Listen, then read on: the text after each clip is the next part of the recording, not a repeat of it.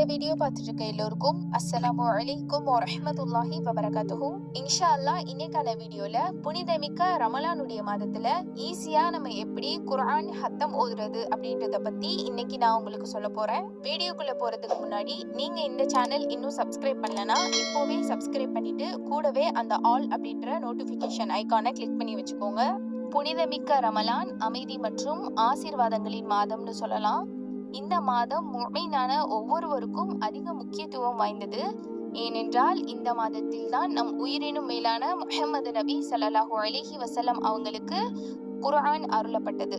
புனிதம் மிக்க திருக்குர்ஆன நம்ம என்னதான் வருடம் முழுவதும் ஓதக்கூடிய நபர்களாக இருந்தாலும் குறிப்பிட்டு ரமலான் மாதம் அப்படின்னு வரும் பொழுது மற்ற இபாதத்துகள் வேலைகள் காரணத்தினால நம்ம அவசரப்பட்டு இன்னும் கொஞ்சம் சீக்கிரமா முடிக்கணும் அப்படின்ற நியத்துல ஓதுற மாதிரி இப்ப இருக்குது. அந்த மாதிரி எல்லாம் இல்லாம இன்ஷா அல்லாஹ் குர்ஆனுடைய ஆயத்துக்களோட பொருளை நல்லபடியா தெரிஞ்சுக்கிட்டு பொறுமையோடையும் நிதானத்தோடையும் நம்ம எப்படி நிறைய ஹத்தம் ஓதலாம் அப்படின்றத தான் நான் இன்னைக்கு உங்க கூட ஷேர் பண்ண போறேன். குர்ஆன் ஓதுவதின் சிறப்புகள் பற்றிய ஒரு ஹதீஸ்.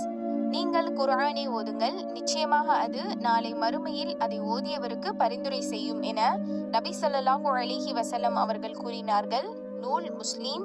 மேலும் உங்களில் சிறந்தவர் குர்ஆனை கற்று அதை பிறருக்கு கற்றுக் கொடுத்தவர் என நபி ஸல்லல்லாஹு அலைஹி வஸல்லம் அவர்கள் கூறினார்கள். நூல் புகாரி. மற்றொரு ஹதீஸில் அல்லாஹ்வுடைய வேதத்தில் இருந்து அதாவது குர்ஆனில் இருந்து யார் ஒரு எழுத்தை ஓதுகின்றாரோ அவருக்கு ஒரு நன்மை கிடைக்கும். சுபஹானல்லாஹ்.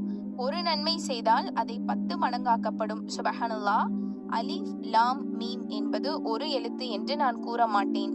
அலிஃப் என்பது ஒரு எழுத்தாகும், லாம் என்பது ஒரு எழுத்தாகும், மீம் என்பது ஒரு எழுத்தாகும் என நபி ஸல்லல்லாஹு அலைஹி வஸல்லம் அவர்கள் நூல் திர்மிதியில் கூறியுள்ளார்கள். புனிதம் மிக்க குர்ஆன்ல 30 ஜூஸ்கள் வீதம் மொத்தம் 600 பக்கங்கள் இருக்கு. இந்த 600 பக்கங்களை நம்ம 30 நாட்களுக்குள்ள முடிக்கணும். அதனால 600 நம்ம 30ஆல டிவைட் பண்ணோம் அப்படின்னா ஒரு நாளைக்கு நமக்கு 20 பேஜஸ் கணக்கு வருது. இப்ப இந்த 20 பேஜஸையும் நம்மளால ஒரே வக்திலேயோ ஒரே நேரத்திலேயோ உட்கார்ந்து ஓத முடியாது. அப்படிங்கறதுனால அந்த நம்ம 5 நேர தொழுகையோட நம்ம இதை ஈக்குவல் பண்ணோம், டிவைட் பண்ணோம் அப்படின்னா ஒரு வக்துக்கு வெறும் 4 பேஜஸ் தான் வரும். அதாவது ஒரு ஹத்தம் முடிக்கிறதுக்கு ஒரு வக்துக்கு 4 பேஜஸ் மட்டும் நீங்க ஓதுனா போதும். ஒரு நாளைக்கு 20 பேஜஸ் கணக்குல வந்துரும். இந்த மாதிரி ஓதுறது மூலியமா நம்ம 30 நாட்கள்ல ஒரு ஹத்தம் மட்டும் முடிக்க முடியுது. என்னதான் நம்ம 4 பேஜஸ் ஒரு வக்துக்கு அப்புறம் அப்படின்னு சொன்னாலும் நம்ம எல்லாருமே 4 பேஜஸ் மட்டும் கரெக்டா ஓதிட்டு போயிட மாட்டோம். எக்ஸ்ட்ராவா நம்ம ஓதிட்டு தான் இருப்போம். அதனால நம்ம இன்னும் கொஞ்சம் பேஜஸ் ஆட் பண்ணி ஓத ஆரம்பிச்சோம் அப்படின்னா இன்னும் கொஞ்சம் எக்ஸ்ட்ரா ஹத்தம் ஓதுறதுக்கும் நிறையவே வாய்ப்புகள் இருக்கு இன்ஷா அல்லாஹ். இல்ல இன்னும் அதிகமா ஹத்தம் ஓதணும் அப்படின்னு விரும்புறவங்க இன்ஷா அல்லாஹ் ஒவ்வொரு வக்துக்கு பின்னாடியும் 8 பேஜஸ் ஓத ஆரம்பிச்சீங்க அப்படின்னா ஒரு நாளைக்கு நீங்க 40 பேஜ் ஓத முடிக்கலாம். 3 ஹத்தம் ஓதணும் அப்படின்னு ஆசைப்படுறவங்க ஒரு வக்துக்கு 12 பக்கங்கள் ஓதுனீங்க அப்படின்னா ஒரு நாளைக்கு 60 பக்கங்கள் ஓதி முடிக்கலாம். இல்ல 4 ஹத்தம் ஓதணும் அப்படின்னு விரும்புறவங்க ஒரு வக்துக்கு 18 பக்கங்கள் ஓதுனீங்க அப்படின்னா ஒரு நாளைக்கு 90 பக்கங்கள் நீங்க ஓதி முடிக்கலாம். இந்த மாதிரி கால்குலேட் பண்ணி ஓதுறது மூலியமா இன்ஷா அல்லாஹ் அல்லாஹு தஆலாவுடைய உதவியினால நமக்கு அதிக ஹத்தங்கள் ஓத முடிகிறது.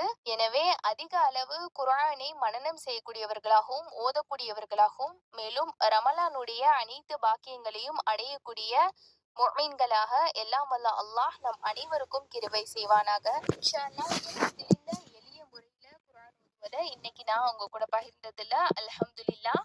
இந்த வீடியோ உங்களுக்கு பயனுள்ளதா இருந்திருக்கும் அப்படின்னு நான் நம்புறேன். நீங்க எந்த மெத்தட்ல குர்ஆன் ஓதுவீங்க, ஹத்தம் முடிப்பீங்கன்றத மறந்துடாம கமெண்ட் பாக்ஸ்ல பதிவு பண்ணுங்க.